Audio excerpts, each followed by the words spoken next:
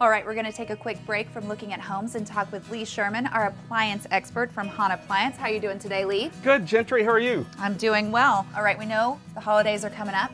Do we have any advice for our viewers at home on how they can start preparing right now for the holidays? Well, we're going to do something a little different. I figure most programs are going to be talking about cooking for the holidays. Right. We're going to talk about cleaning. Cleaning, yes. Good. Cleaning our appliances specifically, I'm thinking? Yes. Well, people are going to either be cleaning their appliances because company's coming, or when company leaves, they're going to have to clean up the mess. So we're going to help them. All right, so we decide right now whether we clean our appliances, whether they can be saved, or whether we just need to buy new. Oh, we'll buy new. I thought you might say that. Well, if you don't clean them right, you really might have to buy new, so it's really kind of important. Okay, so now we've got your attention. If you don't clean your appliances properly, you might have to replace them altogether. That's right. What are we going to start out with? Okay, let's start out with cooktops. Okay. Glass tops are very popular. We're seeing more and more glass cooktops out there, and they do require some special cleaning.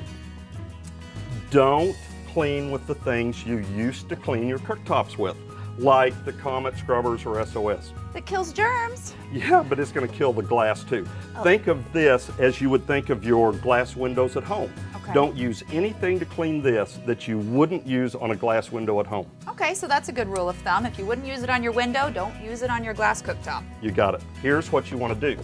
You want to use things like Windex or the creams that are a non-detergent, but they have a little abrasion, kind of like toothpaste.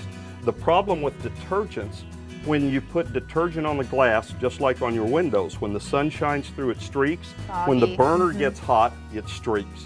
So this is a non-detergent. Okay, so the important thing here is that non-detergent. That's what makes this work so well. Absolutely. Okay, and we can use our Windex Yes. as well. Now, is Windex going to get the real tough stuff up? Because, I mean, I'm just thinking for people out there, of course, I have never done anything like this. I'm sure you never But have. you know how you spill it over and then you don't get around to it. It's like you said, you've got company, you're entertaining. By the time you're done cooking, you're tired.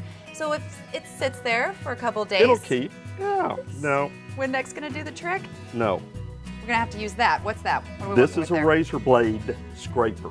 Okay. And it's kind of like, you know how you have those annoying stickers on the car window and Yes. you have to scrape them off? Yes. You can use that on the glass top, just like with your car windshield. Be very careful that it's flat, don't get it on an edge, Oh, yeah. because you can scratch it. But for something, if you had a major boil over, you can use this to get the real heavy stuff off.